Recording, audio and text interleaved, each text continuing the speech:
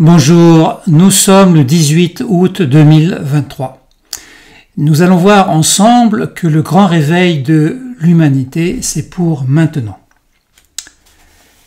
Vous avez tous compris que nous vivons en ce moment des temps de révélation. Révélation individuelle, qui suis-je, qui est l'autre, quels sont mes choix. Révélation collective, quel est l'avenir de l'humanité. Tous les médias alternatifs parlent du réveil de l'humanité. Certes, ce réveil a lieu, mais pas de façon brutale, il va se faire de façon progressive. À chaque crise ou scandale, certaines personnes sensibles au sujet concerné se réveillent. En voici quelques exemples. Pendant la crise sanitaire du Covid, nous avons eu la propagande que nous aurions avoir des millions de morts dans le monde. Pour cela, une vidéo a été tournée au Brésil où nous voyons sur la place du village des centaines de corps allongés sur la terre, recouverts par un tissu. Puis, quelques corps ont commencé à bouger et finalement des têtes ont émergé en disant « Alors, il est bientôt fini ce tournage ?» Cette vidéo a fait le tour des réseaux sociaux et Chantal à ce moment a dit « Oh oh, ils nous font le coup des tournages hollywoodiens ». Autre réveil de quelqu'un d'autre.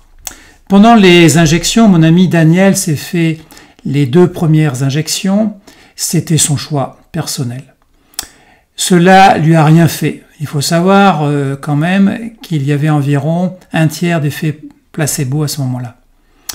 Il a décidé de se faire une 3e injection et là, il a eu des effets indésirables très marqués. Daniel a dit à ce moment-là « J'ai compris leur manipulation, je ne prendrai plus jamais aucune injection ».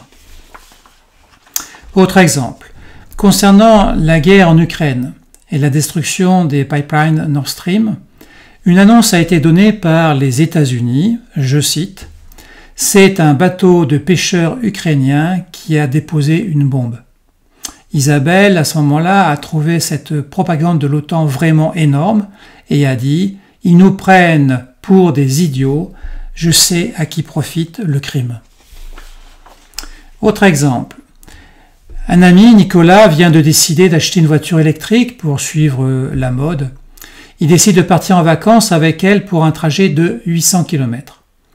Il se trouve que ce trajet a été fait sous un soleil ardent et le constructeur n'avait pas dit que la batterie pouvait se décharger de 1/3, ce qui est beaucoup, de l'autonomie sous le soleil. Conclusion, il a fait 2 arrêts pour recharger complètement, en faisant bien sûr une longue queue pendant les vacances aux stations de recharge, et avec la recharge de sa batterie qui a été très lente. Au lieu de 6 heures de route habituelle qu'il faisait avec sa voiture à essence, il a fait 11 heures avec sa voiture électrique. Nicolas était furieux et a dit « Ces voitures électriques, c'est une arnaque. J'ai été victime de leur propagande. Je vais tout de suite la revendre. » Dans un autre sujet, Catherine regarde la météo à la télévision et le journaliste dit « La canicule arrive en Corse. Aujourd'hui, il fait 44 degrés. » En fait, il n'avait pas vu qu'il était filmé devant la croix d'une pharmacie qui, elle, indiquait simplement 32 degrés. Catherine éclate de rire.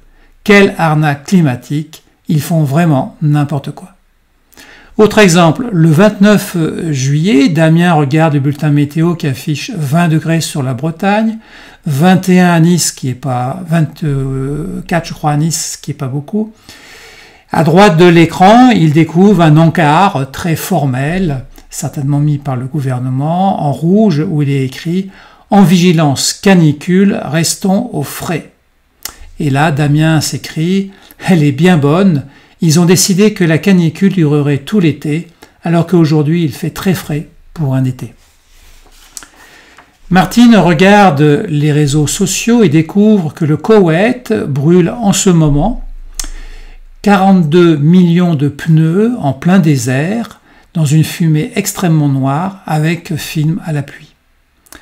Avec une telle pollution, tous les Européens peuvent rouler 1000 ans avant d'atteindre le même niveau d'émissions de CO2.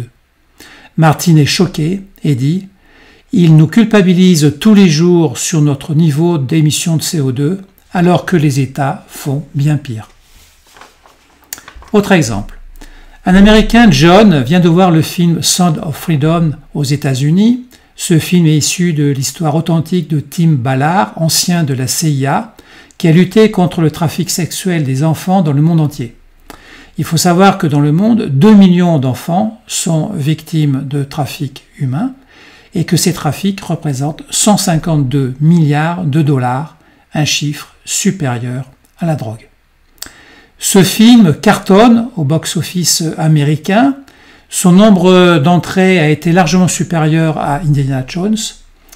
John sort en pleurant du film en disant « C'est une insoutenable révélation. Il faut voir ce film pour comprendre que nos élites nous cachent beaucoup de choses. » Et un dernier exemple avec Amadou du Mali, qui vient de faire une grande prise de conscience. Les militaires français sont présents au Mali pour les protéger des terroristes du Sahel, mais le pays n'est pas plus sécure pour autant depuis des années et des années. En fait, c'est un prétexte pour mettre la main sur le Mali. Cela permet à la France de piller les richesses du Mali sur le plan économique. Le fait que le Mali ait mis à la porte les Français a réveillé Amadou, qui nous dit « Je pensais naïvement que les Français nous protégeaient. Quelle a été ma déception quand j'ai appris qu'ils nous exploitaient. Je suis heureux que mon pays ait retrouvé sa souveraineté. » Nous avons vu par ces exemples que ces personnes se sont réveillées en fonction de la thématique soulevée et en fonction de leur implication personnelle. Chantal s'est réveillée pendant le Covid avec le tournage du film hollywoodien, catastrophique. Daniel s'est réveillé avec sa 3e injection. Isabelle s'est réveillée lors de la guerre en Ukraine avec cette incroyable propagande de l'OTAN. Nicolas s'est réveillé lorsqu'il a essayé sa voiture électrique sur 800 km. Catherine s'est réveillée avec la grossière arnaque climatique. Damien s'est réveillé en regardant le bulletin météo à la télé. Martine s'est réveillée avec les 42 millions de pneus qui brûlent au Koweït. John, aux États-Unis, s'est réveillé en allant voir le film Sound of Freedom. Amadou, au Mali, s'est réveillé quand les Français ont quitté le Mali. Alors, quoi en conclure? Maintenant, j'ai 2 nouvelles à vous annoncer. La première qui est mauvaise et la deuxième qui est bonne. Alors, je vais commencer par la mauvaise. La mauvaise nouvelle, c'est que l'humanité dans son ensemble, dans sa globalité, n'est pas suffisamment réveillée pour passer à ce prochain cycle d'évolution. Pour aller vers un nouveau paradigme et un nouveau niveau de conscience. Il faudra donc encore d'autres crises et d'autres scandales mondiaux pour que les peuples continuent à se réveiller. Alors la bonne nouvelle, et celle-là elle est importante, est qu'à partir d'un certain seuil, un pourcentage d'éveillés dans le monde, l'humanité va basculer assez rapidement pour construire un nouveau monde. Ce seuil a différentes appellations. On l'appelle l'expérience du 101e singe, l'effet Maharishi ou les champs morphogénétiques de Rupert Sheldrake. Tout cela, c'est exactement la même chose. En fait, ces experts de la conscience se prononcent sur une fourchette pour définir un seuil. Et ce seuil serait entre 5 et 10% de réveillés pour l'ensemble de l'humanité. Alors la grande question, c'est quand? La date, on veut une date. Et bien là, personne ne sait, car les voies du Seigneur sont impénétrables. Cela dépend de nous.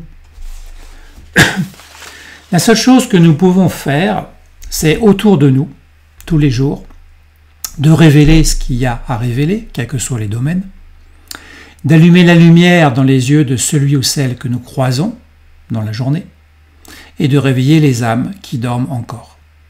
Alors je vous invite tout simplement à partager cette vidéo, encore et encore, de façon à éveiller toutes ces âmes qui dorment encore, et un jour, la lumière sera tout simplement là dans le monde.